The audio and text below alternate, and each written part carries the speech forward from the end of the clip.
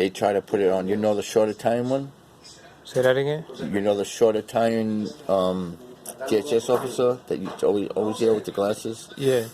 They put him as the arresting officer. When it wasn't, it was Fernandez. And what's the name of this shelter? The Armory. And with the address? 651 West 168th Street. Okay. Just for clarity, because I don't think it was recording a little bit. Now, you said someone put handcuffs on you. And how that started again? This was due to an altercation in Dorm 109. Mm-hmm. I don't remember what time it was. But, okay. If you don't remember the time, don't worry. And you were detaining a guy. I was detaining him from him using his trying to assault me with his hands. So I detained him. There was no marks on him. Alleged that I put my hands around his neck, as it is in the report. In the court report. Okay. Wow. And again, for the record, the officer name who put the handcuffs on you was who? Officer Fernandez. Okay. Was he using excessive force? Yes, he was. Okay. As you see, in clarity, can you give your name or your first name or something? Yes, my name is Robert Fleming. Robert Fleming. Fleming. Okay, Robert Fleming. Now, the officer who used excessive force, is at what shelter exactly? That's at the Armory. The address is 651 West 168th Street. Is there any complaints that you have against this shelter or the staff? Yes, I do. The way that the clients are being mistreated is, to be exact, it's cruel and unwanted.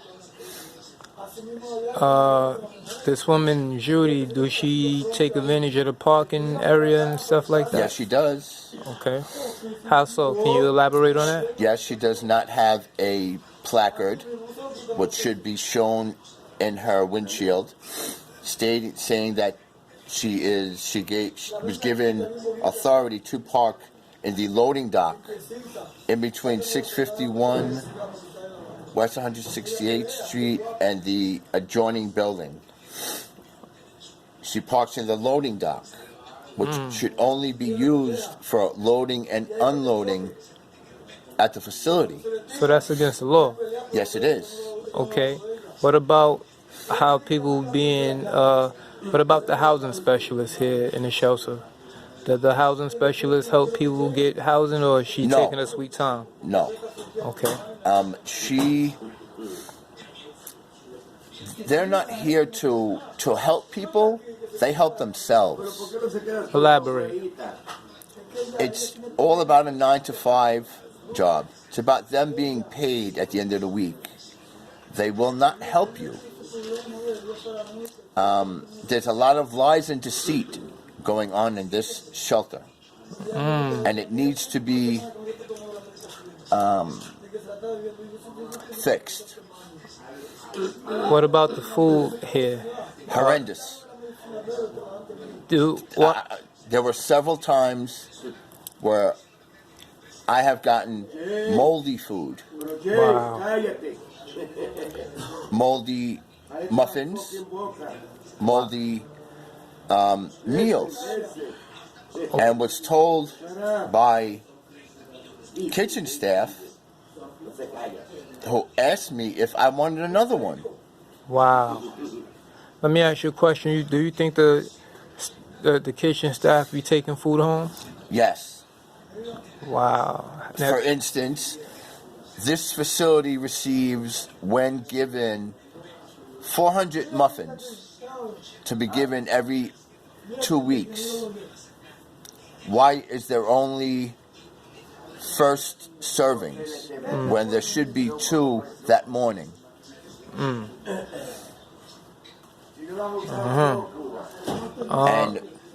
no, go ahead. The same thing with meals. Certain kitchen staff feels that for the hour that they work, from 5:30 to 6:30, once 6:30 comes, the windows to the kitchen are closed, and there is no seconds. Speaking about seconds, they used to serve seconds. How come that they stopped serving seconds? And how come people don't get double portion here?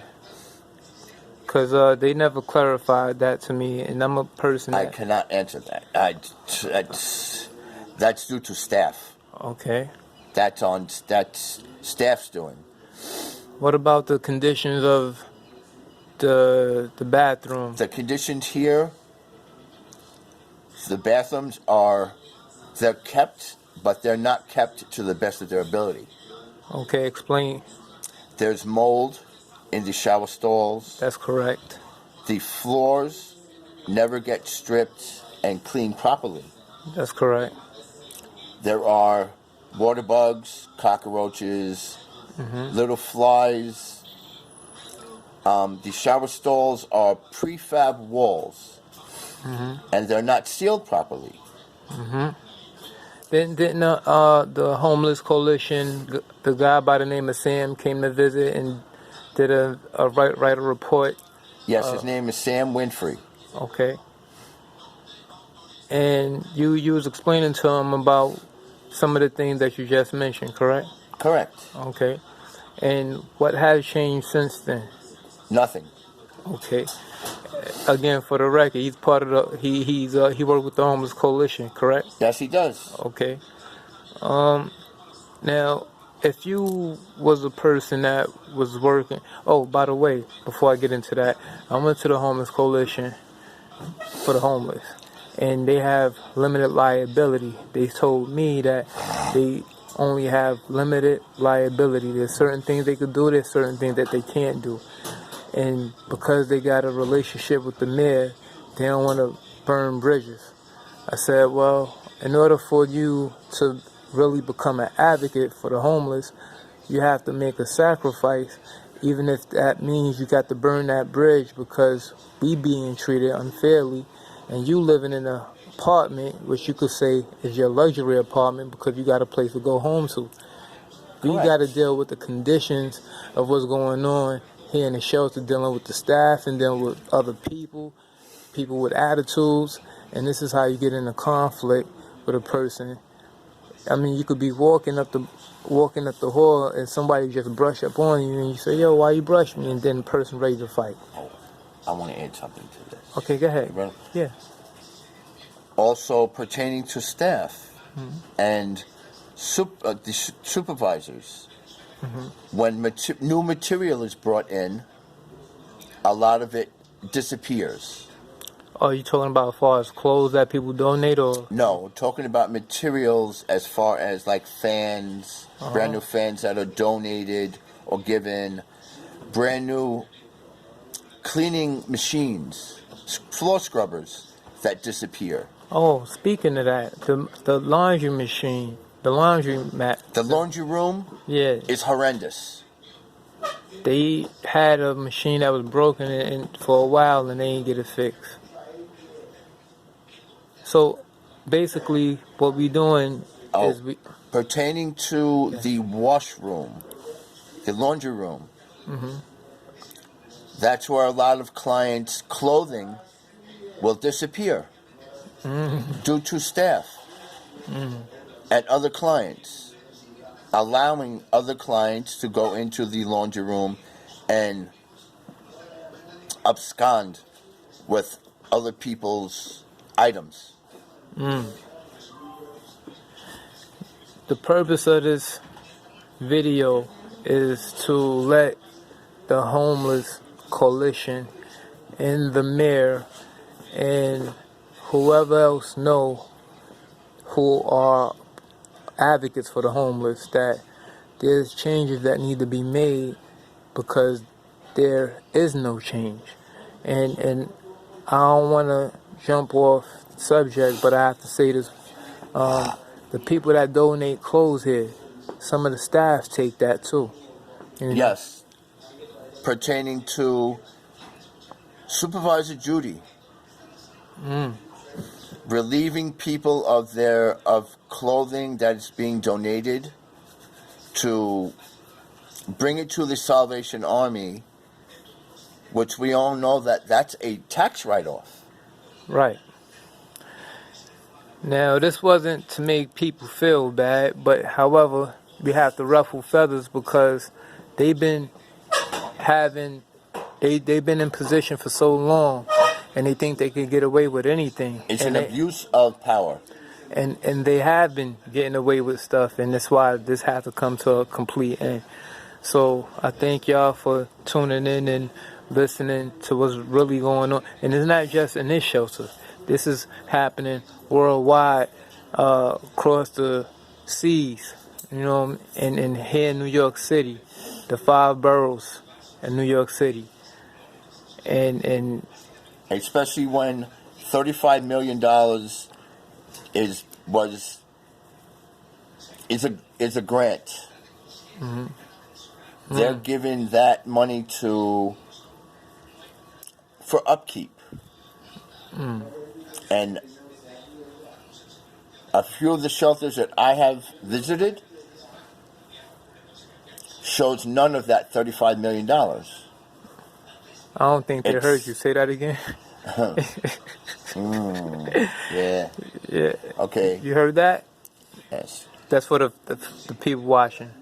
To put this on record, $35 million is a grant that the homeless system is given for necessities, and it's not shown. A lot of necessities disappear. If you break it down, what is actually being given for each cot and each locker and each meal, you'll finally see what the whole system is about.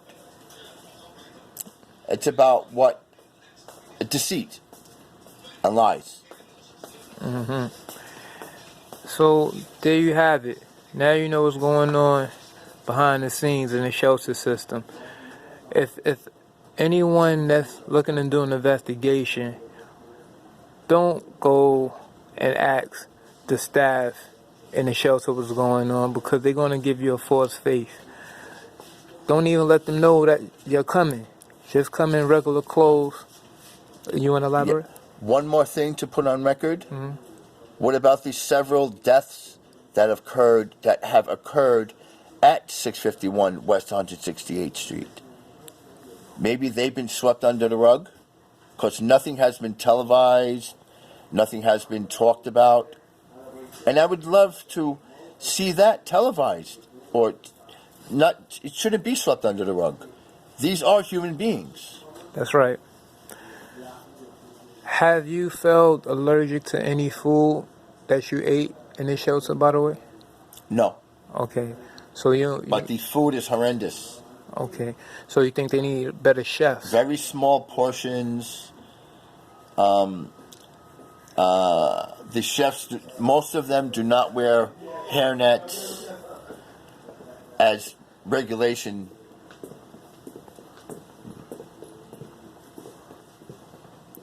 Well, I appreciate that. So, moving right along, basically, what we saying is that we want to see change, and nothing is going to stop us from sharing the truth with y'all of what's going on in the shelter system.